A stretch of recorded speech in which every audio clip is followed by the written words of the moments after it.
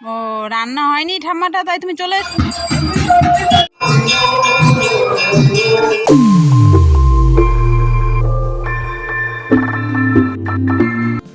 Hello বন্ধুরা, তোমরা কেমন আছো? আশা করি তোমরা সবাই খুব খুব ভালো আছো। আমিও ভালো আছি।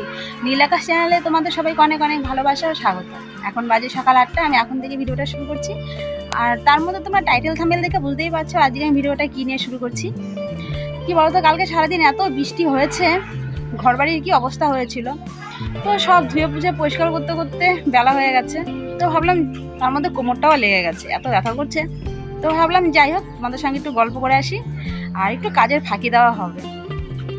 আর সব কথার মধ্যে একটা কথা কি বলো তো, খুশির কথা বলতে আজকে ছোটো ছেলে প্রথম প্রাইভেটে যাচ্ছে। তো ছেলেকে গতকাল রাত্রে বলে রেখেছিলাম তোদের সকাল 8টা থেকে প্রাইভেট আছে। ছেলে তো শুনে খুব খুশি, প্রাইভেটে যাবে। তো আজকে ভোর 6টায় উঠে পড়েছে। উঠে ওকে রেডি করিয়ে দিতে হবে, খাবার খাইয়ে দিতে হবে। সেই বলছে মা খেতে দাও।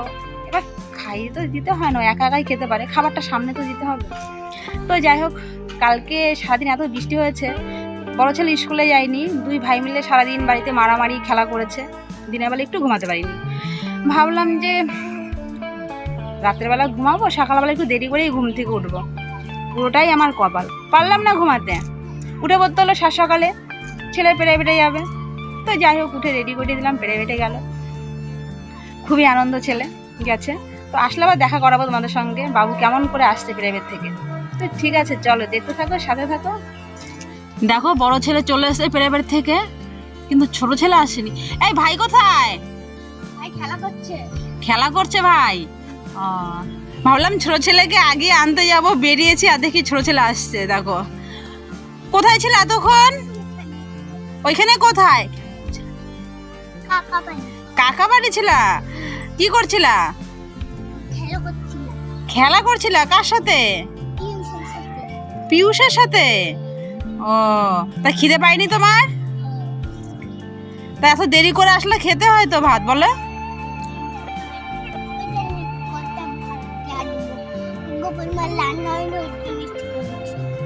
ও রান্না হয়নি ঠাম্মাটা, তাই তুমি চলে এসেছো?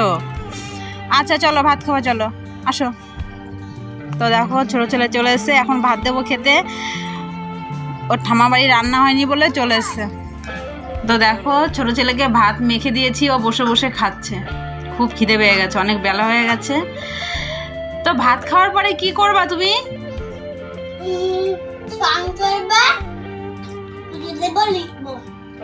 কি লিখবা? তাই? কেন, আন্টি লিখতে দিয়েছে তোমাকে? কালকে কি বলেছে? কালকে লিখে নিয়ে যেতে বলেছে? কালকে কখন যেতে বলেছে প্রাইভেটে? সকালে না বিকেলে? বিকেল বেলা বলেছে যেতে। মজা হয়েছিল প্রাইভেটে গিয়ে আজকে? আচ্ছা তুমি ভাত খাও তাহলে। তো দেখো ছেলে চান করে পুজো দিয়ে দেখো হাতের লেখা করতে বসে পড়েছে। কি লিখছো তুমি? খুব সুন্দর হয়েছে।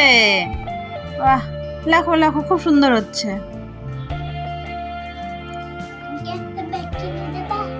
তোমাকে ব্যাগ কিনে দেবো? কেন? কই দেখি। বাবা, তাই তো। ই মা, অনেকটাই তো ছিঁড়ে গেছে ব্যাগ। আচ্ছা ব্যাগ কিনে দেবো। কে কিনে দেবে ব্যাগ? বাবাকে বলবো ব্যাগ কিনে দিতে? আচ্ছা, তোমার ব্যাগ ছিঁড়ে গেছে, বলবো বাবাকে কিনে দিতে। তুমি লেখো। তো দেখো এখন বাজে বিকেল 5:30 বলতে পারো। তো ছোট ছেলেকে নিয়ে রেডি হয়ে বেরিয়ে পড়েছি ঘুরতে। কোথায় যাচ্ছি পুরোটাই তোমাদের সঙ্গে বলবো, চলো দেখতে থাকো, সাথে থাকো। তো আমরা যাচ্ছিলাম এখানে আমাদের গৌরিয়া মঠে, কারণ দোলের মেলার অনুষ্ঠান উপলক্ষে প্রতি বছরই প্রচুর যাত্রী আসে। তো দেখো যেতে যেতেই দেখছি রাস্তায় সব পরিক্রমা যাচ্ছে বিকেলবেলা। তো সেটাই কিছুটা তোমাদের সঙ্গে শেয়ার করে নিলাম শুরুতেই। দেখো কত লোক।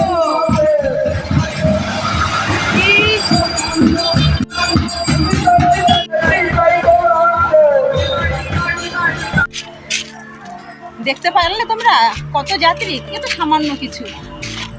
সব কি বলতো, এখানে এত মন্দির, পুরো আর কি জায়গায় জায়গায় মন্দির, তো সেখানে যাত্রীরা থাকে। তো বিকেলে সকালে সব বেরোয় পরিক্রমায়। তো তোমাদের পুরোটা শেয়ার করতে পারলাম না, কেননা রাস্তায় এতটা জ্যাম ছিল গাড়ি বাসে। তো যতটা পেরেছি চেষ্টা করেছি তোমাদের সঙ্গে শেয়ার করার। তো চলো আবার দেখা হচ্ছে মন্দিরে। তো যেখানে আসার কথা ছিল মন্দিরে, তোমরা সেখানে পৌঁছে গেছি। তো চলো তোমাদের পুরো মন্দিরটা একটু ঘুরিয়ে দেখাবো, তার আগে চারদিকও দেখাবো। তো দেখো বিকেলবেলা এসছি আর কি, সন্ধে হয়নি, এখন 6টা মতন বাজে, তাতেই এত ভিড়। আর রাতের বেলাতে এখানে আর কি বাচ্চা নিয়ে আসাই যাবে না, এতটাই ভিড় হয়ে যাবে, যার জন্য বাচ্চাকে নিয়ে একটু বেলায় বেলায় বেরিয়েছি যে সন্ধ্যায় ঘুরে আমরা তাড়াতাড়ি চলে যাব। তো দেখো শুধু এত কেবল ঢুকেছি প্রথমেই আর কি এইরকম ভিড়ের অবস্থা, আর ভেতরে যে কতটাই ভিড়। তো চলো দেখতে থাকো তোমরা। তো এটা হচ্ছে দেবানন্দ গৌরিয়া মঠ, কিন্তু আমরা নারায়ণ মহারাজ মন্দির হিসাবে এটাকে চিনি। আর কি যেমন মঠ মন্দির বলতে, গৌরিয়া মঠ বলতে নবদ্বীপে প্রচুর মঠ আছে। আর এই দোল বলো, রাস বলো, আর ঝুলন বলো, প্রত্যেকটা অনুষ্ঠানে এতটাই যাত্রিক হয় আর মেলা বসে, তোমরা না দেখলে বিশ্বাস করতে পারবে না। তো এই মন্দিরটা ধরো আজ থেকে 10-11 বছর আগে উদ্বোধন হয়েছিল। তো প্রথম বছর যখন উদ্বোধনটা হয় সেই সময় তো মন্দির ছিল না, পুরো একটা মাঠ, ফাঁকা মাঠ ছিল। তা এইরকমই আর কি দোল উপলক্ষ করে মন্দিরটা উদ্বোধন হয়েছিল। তা তখন প্রথম তাঁবুটা নিয়ে উদ্বোধনটা করা হয়েছিল। তো অনেকেরই ক্ষয়ক্ষতি হয়েছে। তো ঠিক আছে, সেই সমস্ত কথা আর বলছি না যে। তো চলে যাচ্ছি মন্দিরের ভেতরে, কেননা একটু সন্ধ্যা হয়ে এসেছিলো। তো ঢুকেই প্রথমে দেখো এগুলো সব যাত্রী, অনেক দূর দূর থেকে এরা এসেছে। এরা দোলের পরে কি দোলের দিন ধরো এরা বেরিয়ে যাবে।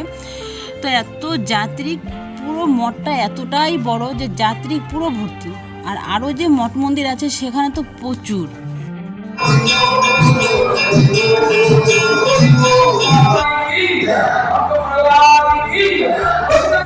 তো ঢুকেই তো প্রথমে দেখেছি সন্ধ্যারতি শুরু হয়ে গেছে। তো তার সঙ্গে কিছুটা সময় বেশ কাটিয়ে নিলাম, খুব মজা লাগলো, আনন্দ লাগলো। তারপর কি বলতো, নিচতলাটা তোমাদের তো পুরোটাই ঘুরিয়ে দেখালাম। তারপরে চলে গেলাম ওপরে এত সুন্দর সুন্দর ঠাকুরের মূর্তি করে সাজিয়ে রেখেছে। আমি শুধু তোমাদের একটা কথাই বলবো বন্ধুরা, তোমরা যারা যারা নবদ্বীপে এখনও আসোনি আর কি দোল পূর্ণিমা উপলক্ষ করে কি কোনো অনুষ্ঠানে আসোনি এখনও নবদ্বীপে, তোমরা প্রত্যেকে প্লিজ নবদ্বীপে আসবে, এসে ঘুরে যাবে। আর তার মধ্যে কি বলো তো, সন্ধ্যাও হয়ে গেছিলো। আর ছোট ছেলে খুব বিরক্ত করছিল এখানে আসার পরে, কেননা বাচ্চারা তো গান কীর্তন অতটা পছন্দ করে না। ছেলে খুব কান্না করছিল, তা ভাবলাম বাড়ির দিকে যেতে হবে। তো এখানে বেশ কিছুটা সময় ঘোরাফেরা করার পরে ভাবলাম তাহলে ছেলেকে নিয়ে বেরিয়ে পড়ি আমরা। আর তার মধ্যে বাইরে তো প্রচণ্ড মেলার দোকান, কি বলবো তোমাদের, বাইরে যে দোকানগুলো ঘুরবো সে তো উপায় নেই। তাও কোনো মতে একটু ঘুরেছি। ছেলের জন্য একটা খেলনা কিনেছি। তার মধ্যে দুঃখের কথা কি বলো তো, খেলনা কিনতে গিয়ে মোবাইলটাই হারিয়ে গেছিলো। তো অনেক কষ্ট করে মোবাইলটা পেয়েছি। আর এই মন্দিরে আসতে গেলে আমাদের বাড়ি থেকে 5 মিনিট লাগে, খুব বেশি দূরত্ব নয়। তো আমরা হেঁটেই এসেছিলাম।